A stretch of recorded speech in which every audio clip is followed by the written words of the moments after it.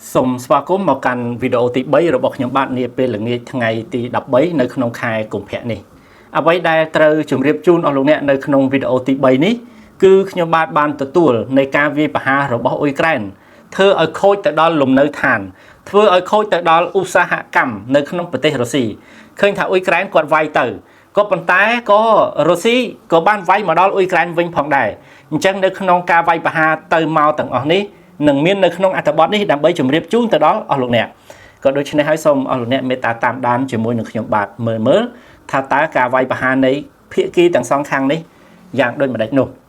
ca vi bà ha rồi bọc Ukraine đại thua ở khôi tiếng lùm nơi thán tiếng usa cắm nơi không phía khang thấp bồn nơi tì krong Volgograd ban đi dây thả manu chỉ ra nè bàn rong rập bùa và toa pi John Hockman manu bang robot Ukraine bàn bốc tới đó là kia lùm nơi thán nâng cả lãnh usa cắm cứ chỉ Karika robot Apibal nơi Prote Russia cứ quạt bàn dây chẳng chẳng Apibal nơi không đồng bon Volgograd nâng cứ quạt bàn đi cảលោកអភិបាលដែលមានឈ្មោះថា Andriy Bocharo គាត់បាននិយាយនៅក្នុង Telegram ថាផ្ទះឯកជននិងរថយន្តជាច្រើនគ្រឿងត្រូវបានរងការខូចខាតឆេះតិចទីនៅក្នុង Volgograd នៅក្បែរស្រុកនោះហើយលោកក៏បានបន្ថែមផងដែរថាមនុស្ស3នាក់ក៏ត្រូវឃើញគេបញ្ជូនទៅមន្ទីរពេទ្យបាទអញ្ចឹងនៅក្នុងការវាយប្រហារនឹងឃើញទាំងផ្ទះក៏ឆេះ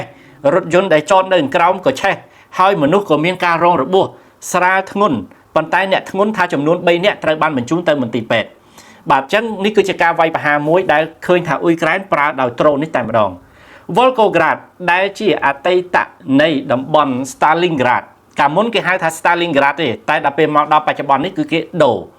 ដាក់ Volgograd គឺជាទីក្រុងឧស្សាហកម្មនៅភាគនិរតីនៃប្រទេសរុស្ស៊ីនៅឯច្រាំងទន្លេខាងលិច Volga គឺទន្លេ Volgaដែលជាទន្លេមួយដែលមានក្រុង Volgograd នៅទីនោះលោក Bocharo ដែលជាអភិបាលតំបន់បាននិយាយថាយន្តហោះគ្មានមនុស្សបើកបានវាយប្រហារទៅដល់សហគ្រាសឧស្សាហកម្មមួយចំនួននៅក្នុងទីក្រុងនិងតំបន់ជុំវិញក៏ប៉ុន្តែមិនបានផ្ដល់ព័ត៌មានលម្អិតបន្ថែមអំពីឧស្សាហកម្មនោះឡើយបើវាយទៅដាក់គេហៅថាផ្ទះលំនៅឋានឯកជនរបស់ជនស៊ីវិលបើឆេះឡានរបស់ជនស៊ីវិលហើយនឹងជនស៊ីវិលមានការរងរបួសអភិបាលរូបនេះគឺគាត់បានធ្វើការរាយការណ៍ក៏ប៉ុន្តែបើនៅឯតំបន់ឧស្សាហកម្មវិញថាមួយចំនួនមានការខូចខាតគាត់អត់បានលម្អិតថាឆេះអីហើយឧស្សាហកម្មនោះគឺជាអ្វីគឺគាត់អត់បានលម្អិតទេនេះសម្រាប់លោកអភិបាលតំបន់ការវាយប្រហារនេះបានកើតឡើងនៅពេលដែលអ៊ុយក្រែននិងរុស្ស៊ីបង្កើនការវាយប្រហារដោយយន្តហោះគ្មានមនុស្សបើកផងនិងកំជ្រួចផងចំមានពេលការរអាក់រអួលនៃកិច្ចខិតខំប្រឹងប្រែងសន្តិភាពដែលសម្របសម្រួលដោយសហរដ្ឋអាមេរិកប្រឹងថាធ្វើម៉េចឲ្យភាគីទាំងសងខាងនេះឆាប់ចប់ឈប់វាយបញ្ចប់សង្គ្រាមនេះទៅក៏ប៉ុន្តែការប្រឹងរបស់អាមេរិកនេះមិនមានភាពរលូនក៏ទាំងរុស្ស៊ីទាំងអ៊ុយក្រែនចេះតែវាយដាក់គ្នាទៅមកអត់ឈប់នេះឯងបាទមន្ត្រីរបស់អ៊ុយក្រែនបាននិយាយថារុស្ស៊ីបានបើកការវាយប្រហារពេញមួយយប់ដែរដោយយន្តហោះគ្មានមនុស្សបើកហើយនឹងកំជ្រួចផ្លោងនៅយប់ថ្ងៃប្រហ័សនិងបំផ្លាញប្រព័ន្ធថាមពលរបស់អ៊ុយក្រែនបន្ថែមទៀតធ្វើឲ្យអ្នកស្រុករាប់ម៉ឺននាក់នៅក្នុងទីក្រុងគីវនៅក្នុងឌីនីប្រូនៅក្នុងទីក្រុងអូដេសាគ្មានកម្ដៅគ្មានអគ្គិសនីនិងគ្មានទឹកបាទរុស្ស៊ីគាត់ព្យាយាមវាយទៅដាក់អ៊ុយក្រែនដែរអញ្ចឹងឃើញទេទាំងដ្រូនផងទាំងមីស៊ីលផងបានសម្រុកកំទេចនៅប្រព័ន្ធកម្ដៅរបស់អ៊ុយក្រែននេះ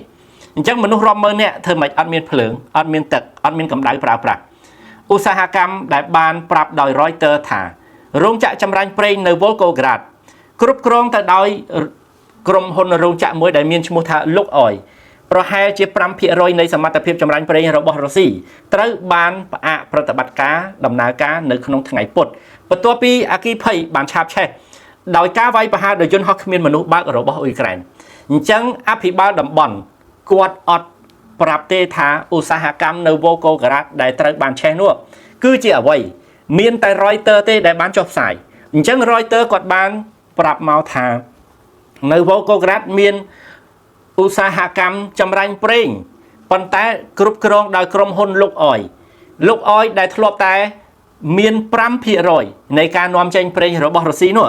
បាទប៉ុន្តែឥឡូវនេះត្រូវផ្អាកឲ្យ 5% នឹងត្រូវបានបិទទុកហើយអត់អាចបញ្ចេញប្រេងតទៅទៀតទេ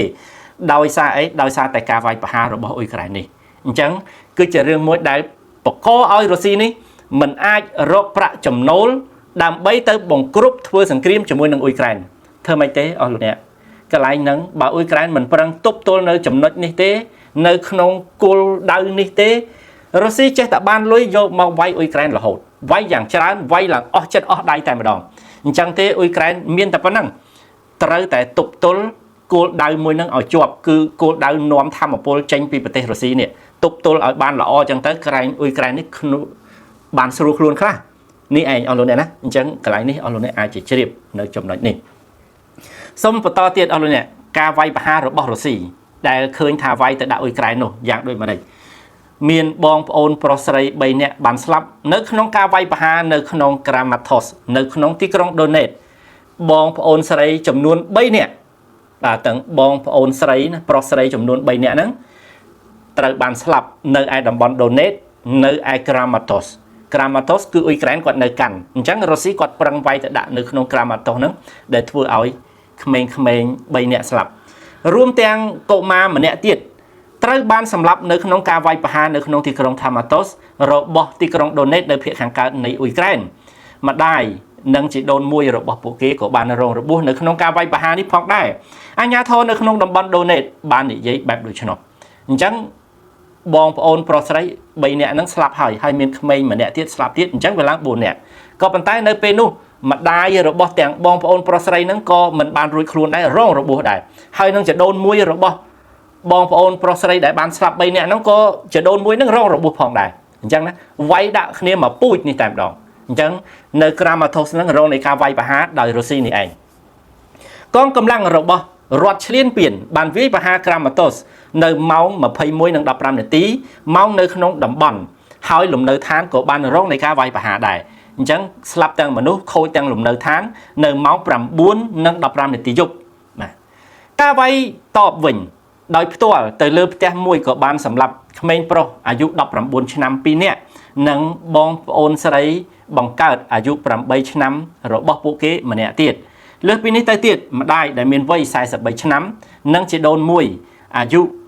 5ឆ្នាំទៀតក៏រងរបួសផងដែរស្ត្រីរងរបួសក្បាលនិងស្នាមជាំពេញដើមទ្រូងបាទអញ្ចឹងទ្រូងរបស់គាត់នឹងមានស្នាមជាំអ្នកដែលមានអាយុដែលជាម្ដាយវ័យ40ឆ្នាំហ្នឹងបាទ43ឆ្នាំហ្នឹង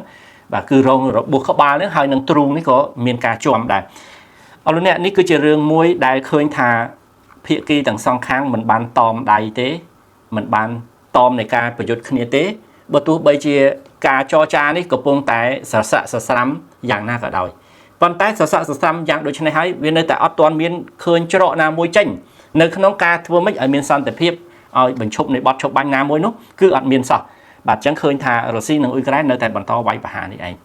អញ្ចឹងព័ត៌មាននេះគឺខ្ញុំបានជូនអស់លោកអ្នកបានប្រព័ន្ធនេះសង្ឃឹមថាអស់លោកអ្នកនឹងទទួលជ្រាបក៏ជ្រាបដោយរីករាយក៏សូមអរគុណចំពោះការតាមដាន